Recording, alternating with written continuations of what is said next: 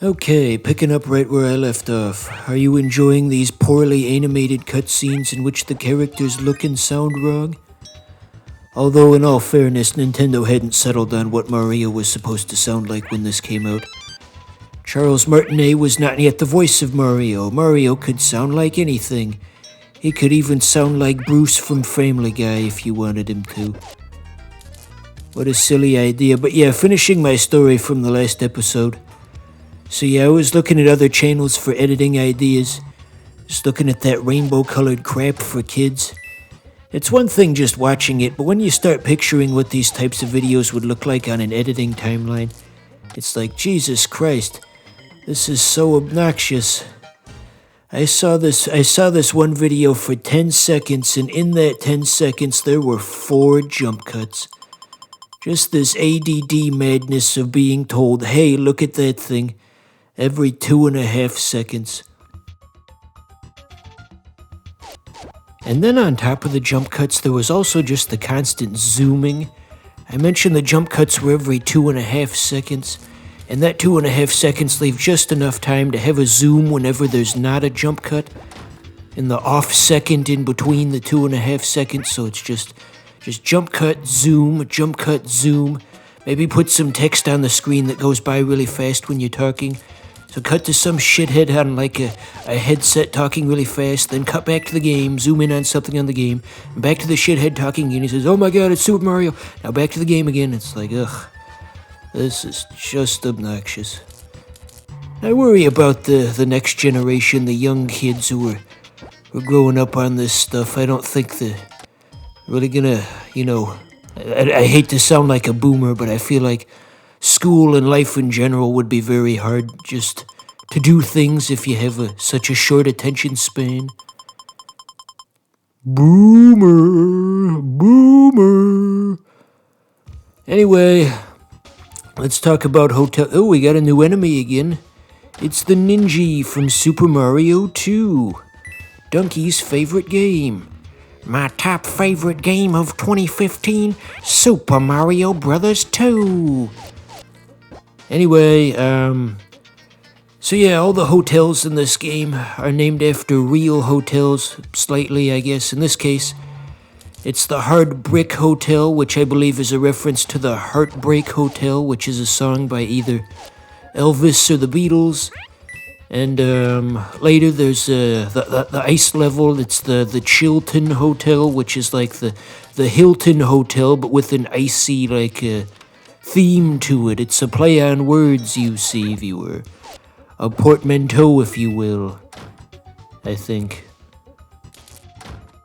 Anywho, to the untrained eye, you might have thought that the level was going to be over 5 seconds ago, but no. Oh no, good heavens. Good heavens no, viewer, it's never that easy. That's just one of Hotel Mario's favorite tricks. They'll let you think that you're done, and then they'll reopen a door 3 floors down. You just gotta get down there as fast as you can and just, why you little... Every now and again on Twitter you see that conversation make the rounds that they can't have Homer strangling Bart anymore. Times are different, that's not okay anymore. And it wasn't okay back then either, you moron. Anyway, that's like the basic thing about The Simpsons is Homer strangling Bart. When the show first started, it was supposed to be in response to the wholesome sitcoms of the 80s, and shows like Family Ties, it was supposed to be the anti-sitcom. Instead of having a wholesome family sitcom, what if we had a sitcom where the dad's like a fat alcoholic who hits his kids? Funny stuff. Anyway, if they ever stop having Homer strangle Bart, that's how we know that all has been lost. Honestly, more cartoons should try to imitate The Simpsons' example. More cartoons should have dads strangling their sons. King of the Hill, Bluey, Rugrats, you name it, just any cartoon you can think of. I really agree with Northern Lion's assessment on Bluey that the dad is too nice in Bluey. It's like, yeah, of course you gotta be nice to your kids, but every now and again, you just gotta be like, hey, you little shit, Like the example he was giving, like the dad was taking a nap when the kids started like whacking him with wiffle ball bats, and he's just like, oh, don't do that. It's like, no. Sometimes you gotta stand up for yourself. He went through all of these clips of Bluey where it's like, he just lets the kids go way too far. They have a scene where like the dad's being hung upside down and the kids start like scratching him with rakes, and it's like, somebody in the comments pointed out, this is very Mussolini coded. You think there's some sick person who works on like the animation staff of Bluey who is trying to do that on purpose? Oh my, this one's gonna be kinda tricky. You see how they're all, okay, there we go. For a second I was worried they were gonna all just stay vertically aligned there and they were just gonna form a human wall that there was no way for me to get past it. My strategy here is to start at the top and then try to work my way down. We will see if that pays off.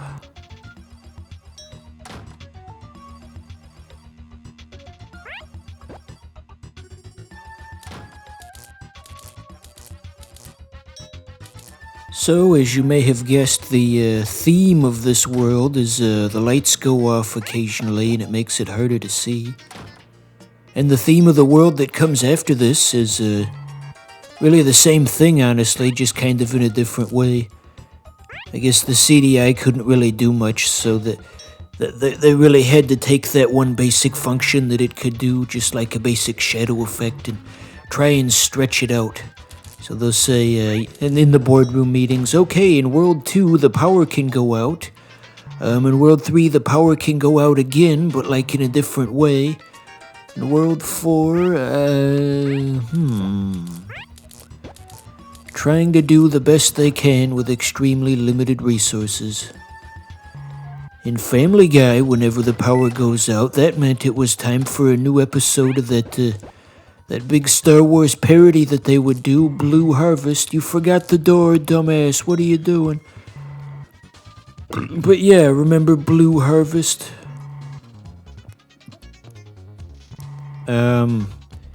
Yeah, Blue Harvest. They never did do the Star Wars prequels, just the original trilogy. I saw a thing online where somebody was saying, I saw a thing online where somebody was saying, since Family Guy parodied the original trilogy, they should have the Cleveland Show parody the Star Wars prequels. I'm just thinking, like, how does that not sound like the most aggressively mediocre thing ever made? How can you in good conscience type that out and think, yeah, that's a good idea. That's a thing that people will want to watch. The Cleveland Show parodying the Star Wars prequels. That will make for some very watchable television. I think people in the animation fandom in general just kind of live in a different world. It's like, try to say these things out loud before you start typing them, people. Try to picture what this would look like in your head before you force this mediocrity upon the other people who read this stuff. But yeah, I used to go on the animation Twitter every now and again, and it seems like a large portion of the people who who posted there were either children or just people who were completely mentally ill. You'd see like just a 28-year-old man type, Mr. Krabs is from SpongeBob. It's like, yes, Mr. Krabs is from SpongeBob. Way to contribute to the conversation, slow adult. We're all better off for having heard your input. Ah, fuck, they keep reopening the doors.